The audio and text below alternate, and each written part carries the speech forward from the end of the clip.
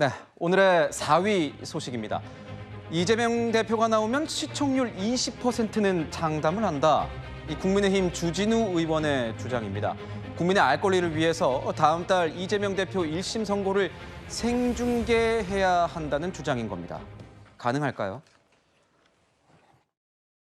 전직 대통령도 국민의 관심사라는 이유로 생중계했는데 사실상 이재명 대표는 어떻습니까? 현재 여의도 대통령으로 불리고 있고 온 국민의 관심이 쏠려 있거든요.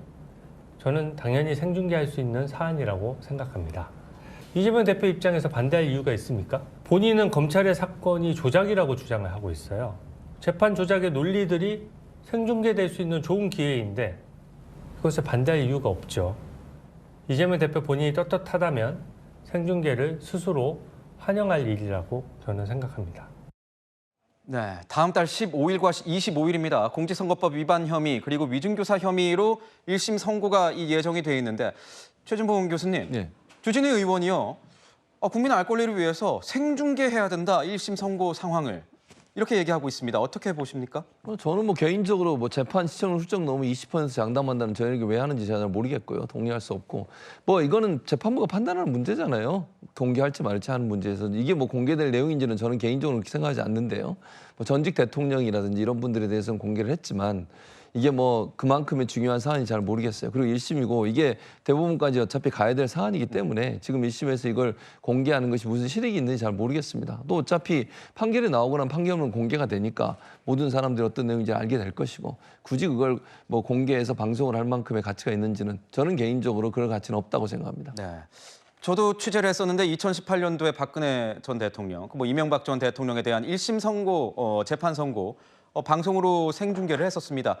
2020년 당시 경기도지사였던 이 대표 본인도 공직선거법 위반과 직권남용 사건 혐의로 재판 생중계를 한 차례 겪었다고 하는데 정혁진 변호사님 보시기에는 그러니까 대법 내규상 이게 만약에 할 만하다 이러면은 틀 수 있는 거죠? 1심 선고 같은 경우에 일단 생중계로. 규정을 보면요. 법원 조직법 59조에 어떻게 규정되어 있냐면 누구든지 법정 안에서는 재판장의 허가 없이 녹화, 촬영, 중계 방송할 수 없다 이렇게 되어 있어요. 네. 이 말을 뒤집어 보면 재판장이 허가하면은 녹화해도 되고 촬영해도 되고 중계도 가능하다 이런 의미인데 그런데 여기에 추가적인 규정이 있는데 어떤 규정이 있냐면 법정 방청 및 촬영 등에 관한 규칙이 있어요. 이게 대법원 예규인데 여기 4조에 보니까 어떻게 되어 있냐면 만약에 저렇게 재판장 허가를 받고 싶어서 재판장 허가 받고 중계 방송하고 싶은 사람은 신청서를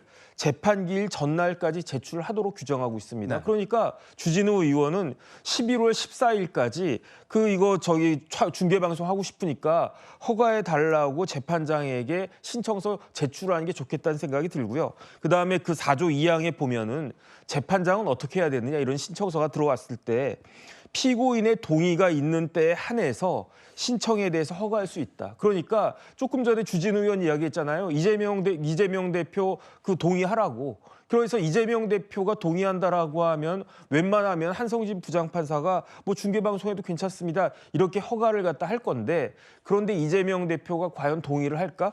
근데 단서 조항이 있어요. 어떻게 되어 있냐면 촬영 등의 행위를 허가함이 공공의 이익을 위해 상당하다고 인정되는 때에는 피고인이 동의하지 않아도 재판장이 촬영 허가할 수 있다 이렇게 되어 있거든요. 네. 근데 제 개인적인 생각은 이게 저도 관심이 많거든요. 저도 11월 15일에 재판장이 어떤 판결을 내릴 것인가 유죄냐 무죄냐 만약에 유죄라고 하면 피선거권을 박탈하는 그런 형이냐 아니냐 피선거권을 박탈하는 형이라고 하더라도 벌금이냐 아니면 실형이냐 굉장히 궁금한데 이러한 궁금증이 저만 있겠습니까? 그런데 이런 궁금증이 단순한 흥미입니까? 어떤 사람이 이런 형을 받으면 어떨까 궁금하다 요 정도입니까? 아니잖아요.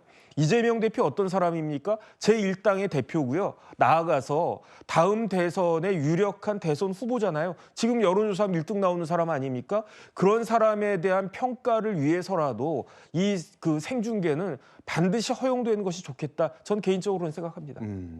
어떻게 될지 재판부가 아마 이 신고서가 들어오면은 판단을 하겠죠. 이재명 대표가 이 공직선거법 1심 선고에서 이 당선 무효형을 받을 경우 민주당이 선거 보전금 무려 434억 원을 토해내야 한다는 발언이 오늘 국감에서 나왔습니다. 들어보시죠. 만일 이번에 이재명 대표가 당선 무효형에 해당하는 벌금 100만 원 이상 형을 확정받을 시에는 민주당도 보전받은 대선 비용 434억 원을 반납해야 됩니다. 민주당에는 상반기 2월액 300억, 지난해 남은 금액 170억 등 490억 원의 현금을 보유하고 있고 당사의 가치도 400억 원 정도 된다 하거든요. 이번에 이재명 대표가 당선 무효형에 처하면 대선 때 지급된 선거보전금 당연히 반납해야 되는 거죠? 네, 그렇습니다. 아니요. 지금 선거 그다음에 예, 알겠습니다. 법률적인 부분을 먼저 물어보고 얘기를 해서 예, 답변에 좀 주의하도록 조용해 주십시오. 하겠습니다. 네. 제가 질의 시간입니다. 네, 이 재판 결과 저희가 예단할 수는 없습니다. 근데 국감장에서 이 질의가 나왔으니까 소개를 하는 건데 이 질의를 해서 답변을 하니까 민주당 의원들의 항의가 거셌습니다. 서영주 대변인님, 네. 진짜 이 선거는 굉장히 중요한 것 같아요. 본인의 어떤 정치적 운명뿐만 아니라 민주당으로서도 선거보전금 434억 원이 걸려 있는 어떤 재판인데 이렇게 되면은 만약에 정말 뭐 예단할 수 없지만 선거법 위반이 맞다라고 나온 경우에는 민주당도 타격이 굉장할 것 같습니다. 그렇죠. 근데 이제 뭐 조은희 의원께서 이제 선관위원장을 상대로 질의를 하는데 왜 저런 질의를 할까? 야당 대표 망신 중인가? 아니면 야당 망신 중인가? 그러니까 이게 새로운 뉴스도 아니잖아요. 이건 법률상 의원직을 상실을 하고 이게 대선 후보였기 때문에 선거법에 걸리면 당연히 거기에 당해서 선거 보전금을 반납하는 거는 새로운 뉴스가 아니에요. 그러니까 국감장에서 이 정도 수준의 것을 던진다는 것은 정쟁을 위해서 하는 것이고 정쟁용이다. 선관위원장도 그냥 뭐 당연한 얘기입니다 하면 되는데 뭐 본인도 참 그럴 거예요. 저 국민의힘 의원이 물어보는데 뭐라고 하겠습니까? 그래서 저는 조은희 의원의 질의 수준이 굉장히 낮고요. 뭐 그런다고 해서 이재명 대표가 100만 원 이상을 받고 민주당의 그 부분에 대해서 법적 절차에 따라서 선거보전금을 반납하는데 돈을 보태줄 것도 아니잖아요. 그래서 그런 부분들은 이런 일이 없으면 좋겠지만 일단은 상대 당에 대해서 저런 식으로 질의하는 낮은 수준, 그게 국감 질의의 시간을 낭비한 수준인가 싶을 정도로 좀 한심하다. 좀 그렇게 평론하고 싶습니다. 조은희 의원의 이 질의 내용이 좀 아쉽다 이런 개인적인 의견을 주셨습니다. 이런 가운데 공직선거법 위반 혐의를 받는 이재명 민주당 대표 배우자 김혜경 씨의 구형이 또 연기가 됐습니다. 배우 진술 때 어떤 말씀 결심을 사실 얘기하는 건가요? 준비는 하셨을까요?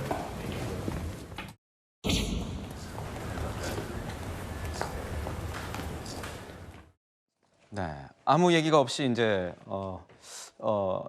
법원을 들어갔는데 이번이 두 차례 연기인 셈입니다. 오는 24일 결심 공판이 이제 예정돼 있는데 정영진 변호사님 이런 경우가 흔한 건가요? 이렇게 연기가 계속되는 상황. 그 굉장히 드물죠. 원래 그 재판부에서 예정했던 대로 진행되는 경우가 거의 99% 이상일 텐데 그런데 예외적으로 결심이 연기가 되거나 선고가 연기가 되는 경우는 판사님들이 판결문을 쓰다가 작성하다가 뭔가 미흡한 점이 있다, 내가 생각하지 못했던 점이 있다, 그런 경우에 이제 그 변론을 제기하는 경우거든요. 아마 그런 거 아닐까라고 생각을 했었는데 거기에 못 미쳐가지고 또 한 번 더 이렇게 연기한다라고 하는 거는 사실 저는 그 두 번씩이나 한 건 거의 본 적이 없고요.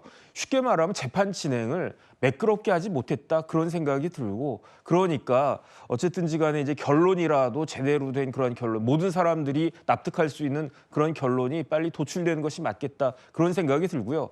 그다음 더 중요한 건 뭐냐면 저렇게 재판이 연기됨으로 인해 가지고 참 희한하게 11월에 판결 선고가 우르르 나올 것 같습니다. 이재명 대표 공직선거법하고 그다음에 위증교사죄 판결이 나오지 않습니까? 이화영 전 부지사에 대한 항소심 판결도요. 제가 봤을 때 11월이면 나올 것 같고 저러다 김혜경 씨 판결도 11월에 이렇게 우르르 다 나오는 것이 아닌가 저는 그런 생각이 듭니다.